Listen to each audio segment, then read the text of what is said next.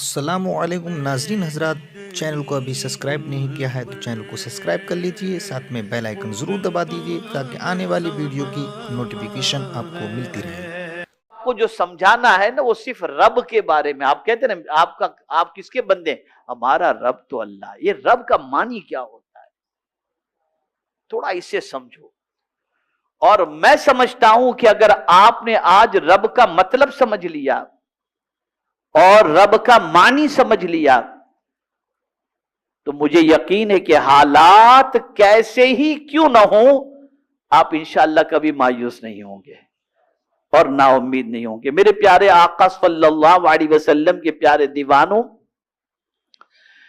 میں نے جس آیت کی تلاوت کا شرف حاصل کیا اس میں رب قدیر ارشاد فرماتا ہے ان الذین قالوا ربنا اللہ، بے شک وہ جنہوں نے کہا ہمارا رب اللہ ہے۔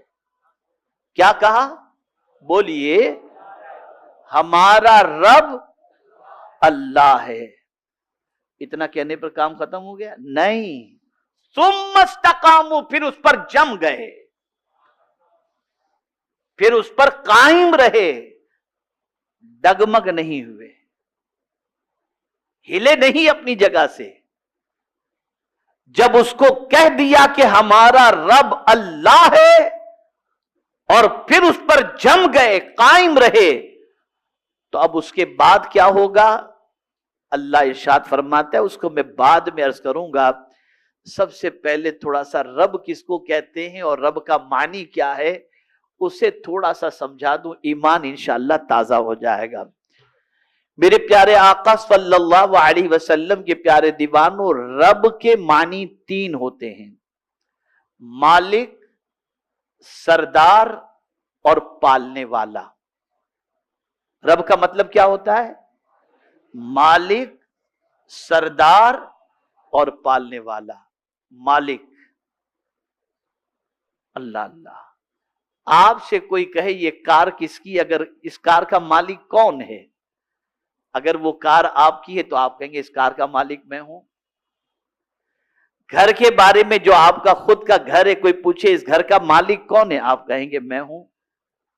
لیکن میرے پیارے آقا صلی اللہ تعالی علیہ وسلم کے پیارے دیوانوں، اللہ کے مالک بنانے سے آپ مالک ہوئے۔ اللہ اگر آپ کو دولت نہ دیتا تو آپ گھر کے مالک نہ ہوتے۔ اللہ عز و جل اگر آپ کو مال نہ دیتا تو آپ کار کے مالک نہ ہوتے۔ لیکن یہاں یہ بھی سمجھ لو، آپ ٹیمپرری مالک ہیں، پرماننٹ نہیں۔ آپ ٹیمپرری مالک ہیں، پرماننٹ نہیں۔ جہاں آپ کی پوزیشن خستہ ہوئی، آپ نے کسی کو بیچ دیا، اب مالک کوئی اور ہو گیا، اب مالک کوئی اور ہو گیا۔ پتا چلا کسی بھی چیز کا کوئی دنیا میں بھی اگر مالک ہے تو وہ انسان اگر مالک ہے تو ٹیمپرری مالک ہے اور اللہ کی عطا سے مالک ہے۔ لیکن ایک سوال میں آپ سے پوچھتا ہوں، اگر آپ سے کوئی پوچھے زمین کا مالک کون، کیا جواب دیں گے آپ؟ آسمان کا مالک کون؟ سورج کا مالک کون؟ چاند کا مالک کون؟ یہ اللہ کی ملکیت ٹیمپرری ہے یا پرماننٹ ہے؟ اور کسی نے اس کو مالک بنایا یا خود سے وہ مالک ہے؟ خود سے مالک ہے۔ تو رب کا معنی ہوتا ہے مالک، ایک معنی ہوتا ہے مالک۔ میرے پیارے آقا صلی اللہ تعالی علیہ وسلم کے پیارے دیوانوں، وہ جسے چاہے جب تک چاہے مالک بنا دے اور جب چاہے اس سے وہ چھین لے۔ کوئی انسان کسی چیز کا پرماننٹ نہ مالک ہے نہ خود سے مالک ہے۔ اگر مالک ہونا کما حقہ، اگر کسی کی صفت ہے تو مصطفیٰ جان رحمت صلی اللہ علیہ وسلم کے رب کی اور ہمارے رب کی، اللہ عز و جل کی صفت ہے مالک ہونا۔ میرے پیارے آقا صلی اللہ تعالی علیہ وسلم کے پیارے دیوانوں، اور یہ مالک ہونے کے ساتھ ساتھ ہمیشہ کے لیے مالک رہنا، یہ بھی اللہ عز و جل کی صفت مبارکہ ہے۔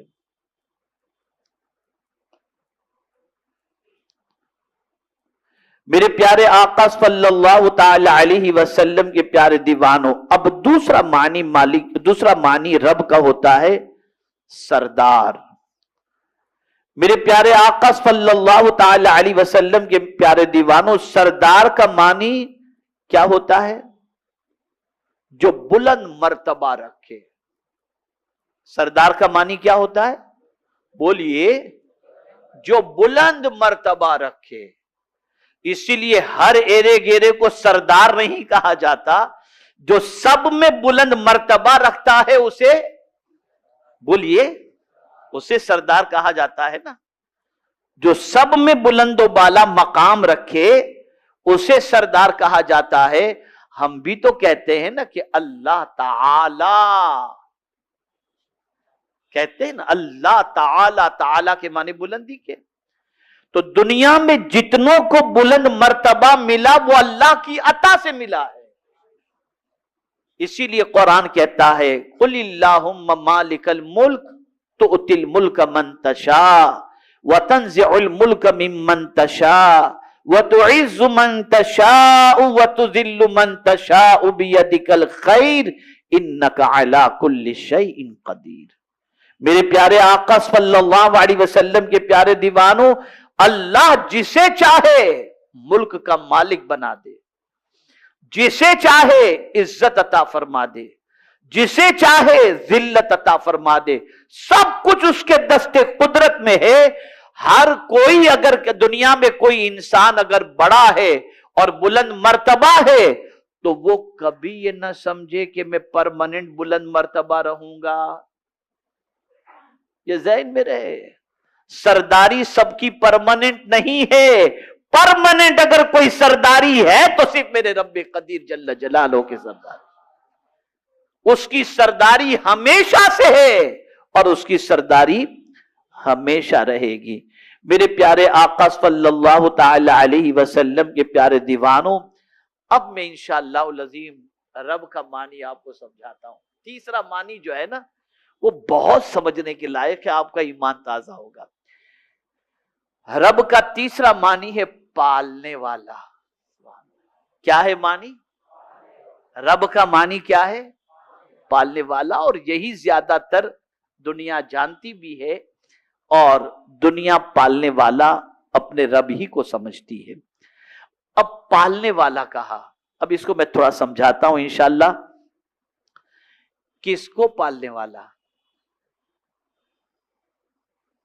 کس کو پالنے والا؟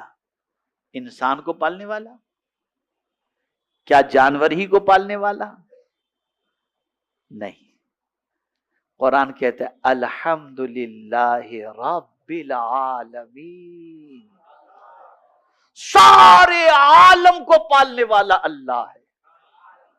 جتنے بھی عالم ہیں سب کا پالنے والا اللہ ہے، سب کا پالنے والا اللہ عز و جل ہے۔ میرے پیارے آقا صلی اللہ تعالی علیہ وسلم کے پیارے دیوانوں، سارے جہانوں کا پالنے والا اللہ ہے۔ اب ہم سوچتے یہ کب سے پال رہا ہے؟ جب سے جہاں کو پیدا کیا تب سے پال رہا ہے، اور جب تک جہان رہیں گے اللہ پالتا رہے گا۔ طاقت دیکھیے، رب کا معنی سمجھیے، آپ مایوسی سے نکل آئیں گے انشاءاللہ۔ آپ کے دل و دماغ سے جتنے بھی منفی تصورات اور تخیلات ہیں وہ سب ختم ہو جائیں گے۔ جب آپ نے کہہ دیا کہ اللہ ہمارا رب ہے تو رب کا معنی سمجھ لیجیے، پالنے والا۔ اور کب تک پالنے والا؟ کس کا پالنے والا؟ تو میرے پیارے آقا صلی اللہ علیہ وسلم کے پیارے دیوانوں، جب سے عالم ہے اور جب تک رہے گا اس کی ربوبیت کی بارش ان پر ہوتی رہے گی۔ اب پالنے کا انداز بھی میں آپ کو بتا دوں، کس طرح پالنے والا، کس طرح وہ پالتا ہے۔ میرے پیارے آقا صلی اللہ علیہ وسلم کے پیارے دیوانوں، ہر طرح اور ہر نوعیت سے پالنے والا۔ اب اس کو یوں سمجھو کہ دنیا کے ظاہری پالنے والوں کی تربیت اس وقت شروع ہوتی ہے جب وہ چیز پہلے بن کر آ جائے۔ मिसाल के तौर पर एक बाप अपने बेटे को पालता है, एक मां अपने बेटे को पालती, लेकिन पालती कब है? बहुत अहम नुक्ता है। पालता बाप कब है और पालती मां कब है? जब वो बेटा पैदा हो जाता है ना, उसके बाद वो पालता है, उसके बाद वो पालती है। लेकिन ऐ मेरे करीम, तेरी अजमतों पर कुर्बान, मां के पेट में जब बच्चा रहता है वहां कौन पालता है? तो मौला पालता है। वहां कौन ग़िज़ा पहुंचाता है? अल्लाह पहुंचाता है। आप जरा सोचो, अभी मां पाल नहीं पा रही है, उससे पहले मौला उसे पाल रहा है। बाप पालने की जिम्मेदारी नहीं लिया, उससे पहले परवरदिगार जल्ल जलालहू उसको पाल रहा है। मेरे प्यारे आका सल्लल्लाहु तआला अलैहि वसल्लम के प्यारे दीवानों, इसको बहुत अच्छी तरीके से आप समझें। और पालने की भी एक मुद्दत होती है, बहुत जल्द वो खत्म भी हो जाती है, और खास किस्म की तरबियत होती है, आम नहीं होती, और खास खास की तरबियत होती है। हर एक को कोई नहीं पालता, हर एक को कोई नहीं पालता। देखो, दुनिया में सबसे बड़े पालने वाले माँ बाप माने गए हैं, जिसके मुतालिक रब कुरान पाक में फरमाता है, कमा रब्बयानी सगीरा। दूसरों की तरबियत उनसे कहीं कम है। यानी दूसरे अगर पालना चाहे, एक बाप अपने बेटे को जिस तरीके से पालता है, मां अपने बेटे को जिस तरीके से पालती है, दूसरे इस तरीके से उस बच्चे को नहीं पालेंगे जैसे मां बाप पाल सकते हैं। तो दूसरों का पालना दूसरे बच्चों को ये थोड़ा सा कम होगा। अल्लाहु अकबर, अल्लाहु अकबर। मेरे प्यारे आका सल्लल्लाहु तआला अलैहि वसल्लम के प्यारे दीवानों, अब परवरदिगार के पालने का अंदाज देखें।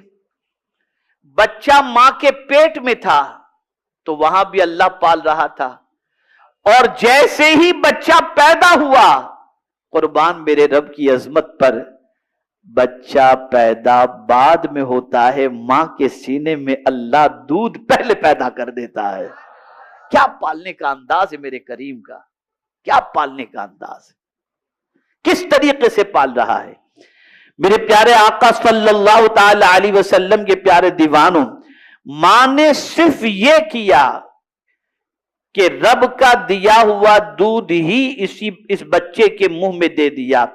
इसी दूध के पेट में पहुंचने के बाद मां फिर बेताल्लुक हो गई। कुर्बान जाइए, मां ने बच्चे को दूध पिला दिया, अब बच्चा सो रहा है, मां तो अपने काम में लग गई।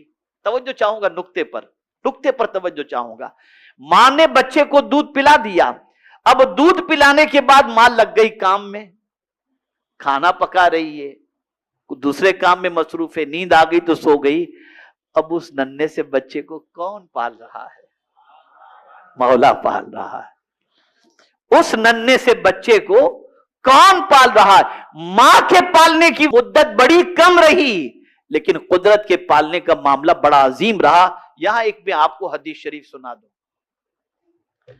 कभी कभी ऐसा होता है कि इंसान ठोकर खाता है और मर जाता है, और कभी इंसान 10वें मंजिले से नीचे गिरता है और कुछ भी नहीं होता। एक इंसान ठोकर लगी और मर गया, और एक इंसान 10 मंजिले से नीचे गिरा और महफूज है।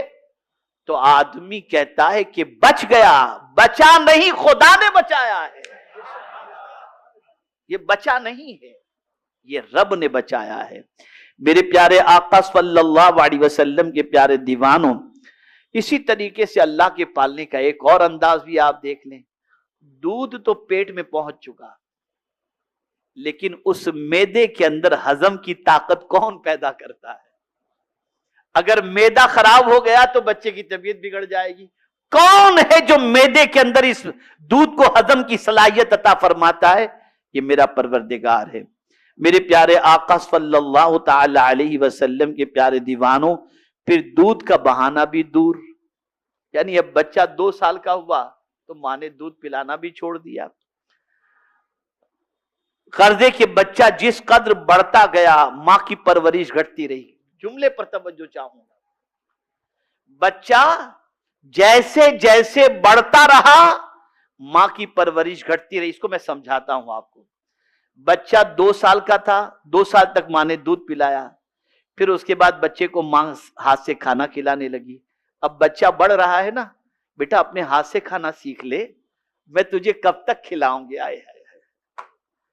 ایک ماں اپنے بچے سے کہتی ہے بیٹا اب تو کچھ اپنے ہاتھ سے کر لے, میں کب تک تجھے کھلاؤں گی. اور ماں پالنے کا ہاتھ کھینچ لیتی ہے اور بچہ کھانا اپنے ہاتھ سے شروع کرتا ہے. بڑا پیارا جملہ ہے.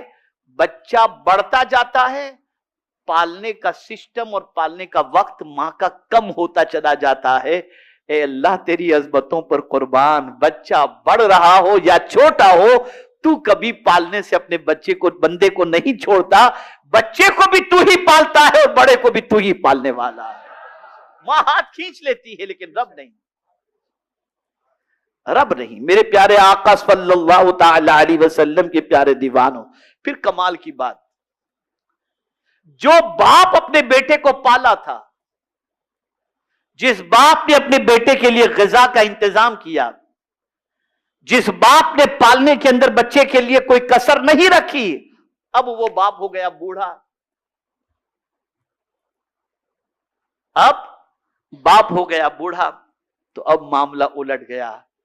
جو باپ پہلے بیٹے کو پالتا تھا, اب بیٹا باپ کی ذمہ داری اٹھاتا ہوا نظر آتا ہے نا. وہی بیٹا جسے باپ نے پالا تھا, اب اسی بیٹے سے باپ کی امید وابستہ ہو جاتی ہے کہ بڑھاپے میں میرا یہ بچہ مجھے پالے گا. معاملہ الٹ گیا. اب باپ خدمت کا محتاج ہو گیا, بیٹا خدمت کا محتاج نہیں ہے. میرے پیارے آقا صلی اللہ تعالی علیہ وسلم کے پیارے دیوانوں, اور اگر اسی دوران بچہ مر گیا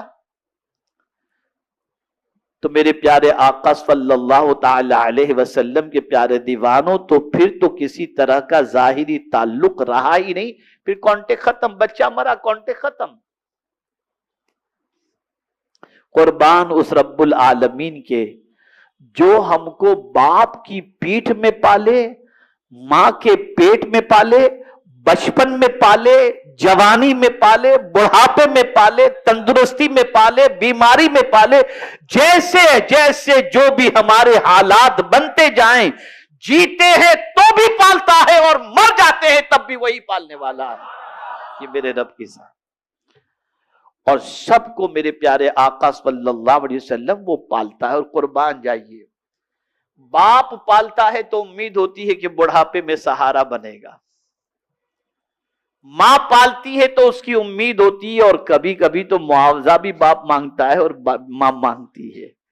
اے میرے رب تیری عظمتوں پر قربان, تو اس طرح پالتا ہے کہ ہم سے کچھ مانگتا ہی نہیں کہ میں پال رہا ہوں مجھے کچھ دو. نہیں, اگر بے لوث پالنے والی کوئی ذات ہے تو وہ میرے رب قدیر جل جلالہ کی ذات ہے.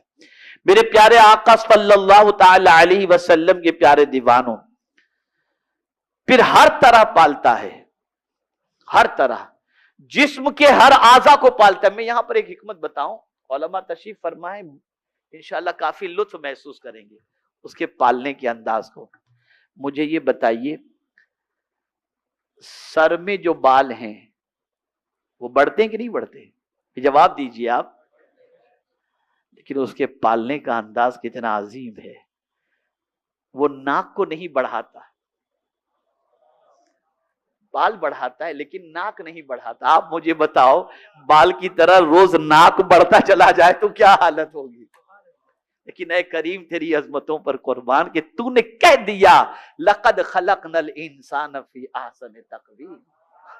کیا پالنے کا انداز ہے, خدا کی قسم آپ دیکھیں تو صحیح, کیا پالنے کا انداز ہے. اور ایک تصور ذہن کے اندر محفوظ کر لو, آپ کو اور ہم کو پیاس لگتی ہے, ہم پانی پیتے ہیں, لیکن یہ یاد رہے پانی کے اندر تاثیر پیدا کرنے والی ذات خدا کی ہے. ورنہ یہ جملہ یاد رکھنا, یہ حدیث شریف ہے, یہ حدیث شریف ہے. بہت سارے لوگ ایسے ہوتے ہیں جو کئی لیٹر پانی پی لیں پیاس نہیں بجھتی.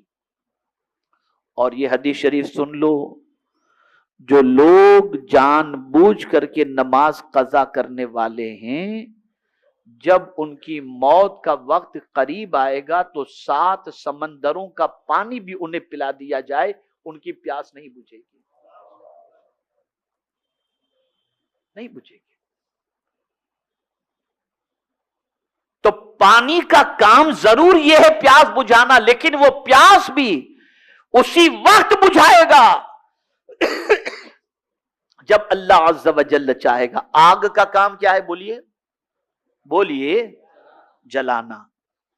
اتنی سی چنگاری کبھی کبھی جلا دیتی ہے۔ ابھی میرے پیر میں تھوڑا سا زخم ہے، ایک چھوٹا سے معاملے کے اندر وہ زخم ہو گیا، تو اب وہ 1 ہفتے سے ہے زخم، اتنی سی چیز سے زخم ہو گیا، جل گیا میرا پیر تھوڑا سا، اتنی سی چیز سے۔ حضرت ابراہیم علیہ السلام کے لیے اتنی سی آگ نہیں تھی کہ چلو ایک چنگاری یا ایک موم بتی لگا کر کے چھوڑ دی گئی، نہ، اگربتی نہیں۔ آگ کا کنواں اگر کہا جائے تو غلط نہ ہوگا، تیار کیا گیا۔ لیکن جب اس آگ میں حضرت ابراہیم علیہ السلام کو حضرت ابراہیم علیہ السلام کو اس آگ میں جب ڈالا گیا، تو اب دیکھیے اللہ نے کیا فرمایا، آگ کو فرمایا یا قلنا یا نارو کونی بردم و سلامن علی ابراہیم، اے آگ، یا نارو کونی بردا و سلامن۔ بردا کے معنی ٹھنڈک ہوتی ہے، بردا کے معنی ٹھنڈک۔ کبھی کبھی ٹھنڈک زیادہ بھی ہو تو آدمی پریشان ہو جاتا ہے، ہوتا ہے نا، لیکن میرے رب کی عظمت پر قربان جائیے، کہا یا نارو کونی بردا، اے آگ ٹھنڈی ہو جا، لیکن ایسی بھی ٹھنڈی نہ ہونا کہ میرا ابراہیم ٹھنڈی سے پریشان ہو جائے، وہ سلامتی والی آگ، سلامتی والی ٹھنڈی ہو جا کہ میرے ابراہیم کو کوئی تکلیف نہ ہو۔ آگ کا کام جلانا ضرور ہے، لیکن وہ اسی وقت جلا سکتی ہے جب میرا مولا چاہے۔ بڑا عظیم میرا پروردگار ہے، اس کی شان کا کیا کہنا۔ میرے پیارے آقا صلی اللہ تعالی علیہ وسلم کے پیارے دیواروں، دیکھیں پالتا کیسے، یہ کان ہے نا، یہ ہڈی ہے، لیکن اے کریم تیری عظمتوں پر قربان، اس میں سننے کی طاقت کس نے پیدا کی؟ یہ آنکھ کیا ہے؟ یہ چربی کا ایک چھوٹا سا وہ ہے۔ ایسا آدمی دیکھتا ہے کہ زمین پر کھڑا رہتا ہے اور آسمان کو دیکھتا نظر آتا ہے۔ کس نے یہ طاقت عطا کی؟ میں کبھی کبھی اپنی تقریر میں کہا کرتا ہوں، یہ جو بلب جلتے ہیں نا، 5 سال کے بعد یہ لائٹ بند ہو جائے گی، خراب ہو جائے گی، فیوز اڑ جائے گا، کچھ بھی ہوتا رہتا ہے۔ بلب خراب ہو گیا بدلو، ٹیوب لائٹ خراب ہو گئی بدلو، ہائیلوجن خراب ہو گیا بدلو، لیکن اس کی مدت بہت لانگ ٹائم کی نہیں ہوتی، 5 سال، 2 سال، 1 سال، 6 سال، 3 سال، بس یہی ہوتی ہے۔ میرے رب کی عظمتوں پر قربان، لیکن یہ سب جلتی کیسے ہیں؟ کسی نہ کسی کنیکشن کی وجہ سے، کسی نہ کسی کنیکشن کی وجہ سے۔ اللہ اکبر، میرے رب کی عظمتوں پر قربان جائے۔ یہ 2 بلب ہماری آنکھوں میں، یہ 2 بلب، کوئی کنیکشن کہیں کا نظر نہیں آ رہا ہے کہ پاور سپلائی ہو رہی ہے کہ کوئی ایسی چیز، یہ 2 بلب لگا دیے۔ 60 سال کے ہیں تب سے دیکھ رہے ہیں، پیدائش سے 60 سال سے دیکھ رہے ہیں۔ پتا چلا انسان کی بنائی ہوئی چیز 2-3 سال میں بگڑ سکتی ہے، لیکن مولا پالنا چاہے تو کسی کی آنکھ کو 100 سال تک بھی پالتا نظر آتا ہے۔